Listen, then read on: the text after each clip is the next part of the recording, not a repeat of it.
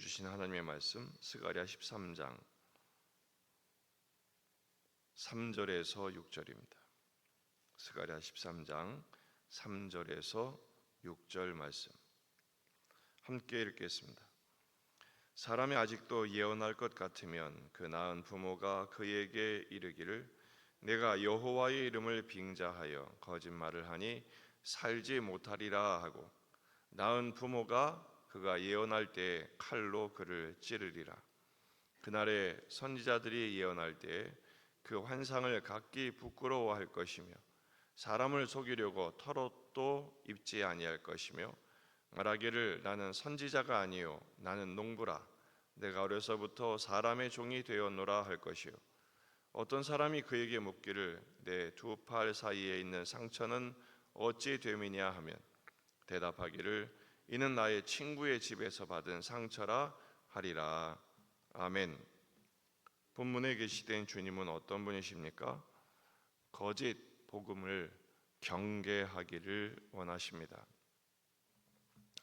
정결하게 하는 셈이 이제 흘려지게 되면 우상을 끊고 거짓 선지자, 더러운 귀신을 떠나게 하십니다. 철저하게 우상을 박멸하고 거짓된 복음을 끊어버릴 것을 말씀하시지만 사람이 쉽게 바뀌지가 않습니다. 여전히 우상을 붙들고 거짓된 소식을 전하는 선지자들이 나온다면 어떻게 되겠느냐? 바로 그것이 오늘 3절부터 6절까지 말씀입니다. 누군가가 거짓 예언을 여전히 한다면 첫째는 낳은 부모도 그것을 끊어야 한다라는 것입니다. 3절 사람이 아직도 예언할 것 같으면 그 낳은 부모가 그에게 이르기를 내가 여호와 이름을 빙자하여 거짓말을 하니 살지 못하리라 하고 낳은 부모가 그가 예언할 때에 칼로 그를 찌르리라. 낳은 부모, 실제로 부모가 자식을 죽이라 이런 말이 아니라 낳은 부모란 뭐예요? 가장 가까운 사람, 가장 가까운 가족이라도 거짓 예언을 하는 사람이 있으면 어떻게 되냐? 칼로 찌르는 듯한 심령으로 근절시켜야 한다라는 것입니다. 아무리 가장 가까운 관계라도 거짓된 복음을 전하거나 거기에 붙들리게 되면 철저하게 분별하고 용납하지 않아야 한다라는 것입니다. 왜냐하면 부모와 자식은 공동 운명체잖아요. 그러니까 허용하면 같은 길로 가게 되니까 용납하지 말아야 함을 말씀하시는 거예요. 또 거짓된 선지 역할을 하는 자신들은 어떻게 되는가? 4절 그날의 선지자들이 예언할 때 그 환상을 각기 부끄러워할 것이며 사람을 속이려고 털옷도 잊지 아니할 것이며 털옷을 입는다. 이 털옷은 당시에 선지자들이 입는 자신의 신분을 상징하는 옷이다라고 볼 수 있습니다. 세례 요한도 낙타 털옷을 입고 예언을 하지 않았습니까? 그러니까 그런 그 선지 역할을 할 때 자기가 그런 짓을 하고 있는 것을 부끄럽게 여기고 나는 그런 역할을 하지 말아야 한다라는 것을 인식하라는 것입니다. 5절 말하기를 나는 선지자가 아니요 나는 농부라 내가 어려서부터 사람의 종이 되어노라. 거짓 예언자의 역할을 하는 것을 수치로 알고 차라리 농부가 될 것을 권면하고 있는 것이죠. 왜냐하면 하나님이 부르신 자리가 아니니까요. 먹고 살기 위해 사는 자리에 있다면 차라리 땅을 갈아라. 바로 이런 것입니다.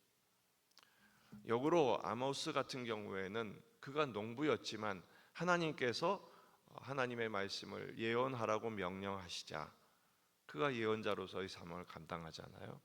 지금 같은 경우 거짓 예언을 하느니 차라리 농부가 되라고 말씀을 하시는 것입니다. 6절은 좀 해석하기가 어렵습니다. 어떤 사람이 그에게 묻기를 내 두 팔 사이에 있는 상처는 어찌 됨이냐 하면 대답하기를 이는 친구 집에서 받은 상처라. 두 팔 사이의 상처는 몸에 난 상처잖아요. 어떤 것이 연상되나요? 엘리야와 바알 아세라 선지자들이 대결을 할 때 바알과 아세라 선지자들이 응답이 없자 자신의 몸을 자해하면서 그들의 신을 불렀죠. 거짓 신들을 부를 때에 황홀경 상황에서 자신의 몸을 자해하는 일들이 종종 있었다는 거예요.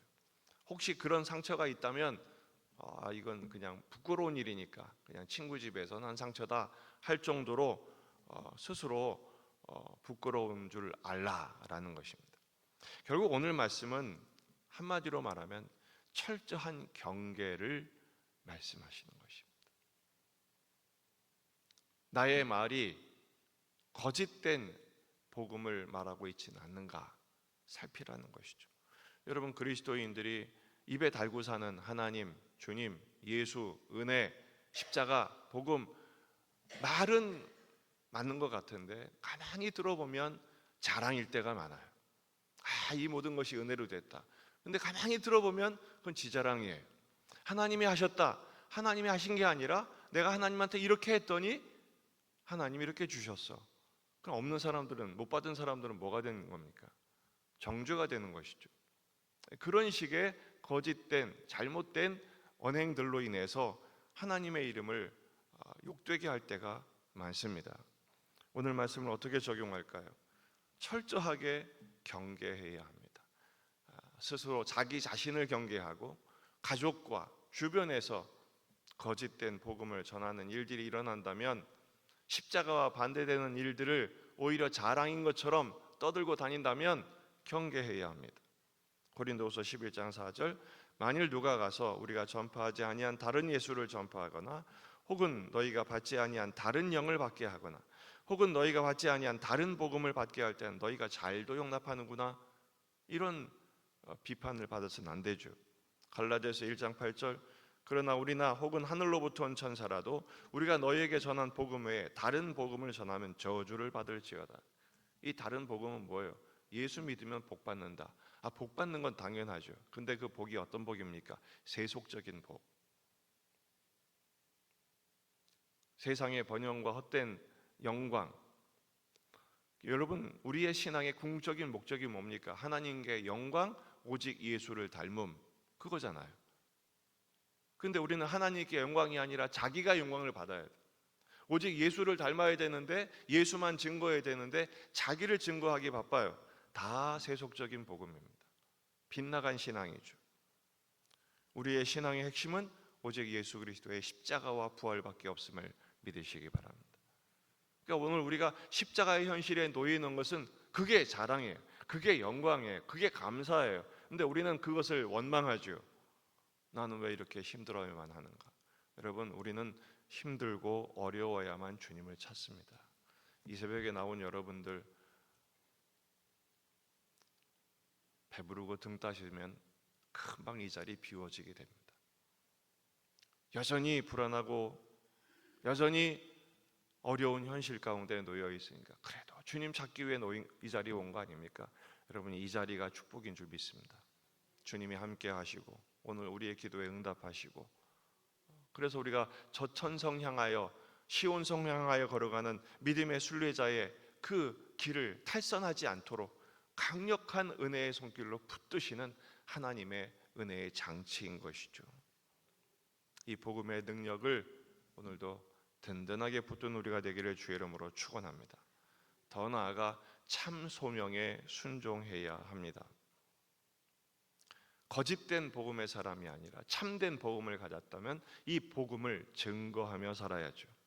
에베소 3장 7절, 이 복음을 위하여 그의 능력이 역사하시는 대로 내게 주신 하나님의 은혜의 선물을 따라 내가 일꾼이 되었노라. 바울은 철저하게 자신이 일꾼이라고 인식하고 있어요. 어떤 일꾼입니까? 복음의 일꾼, 교회의 일꾼, 예수의 일꾼인 것이죠. 너희는 먼저 그의 나라와 그의 의를 구하라.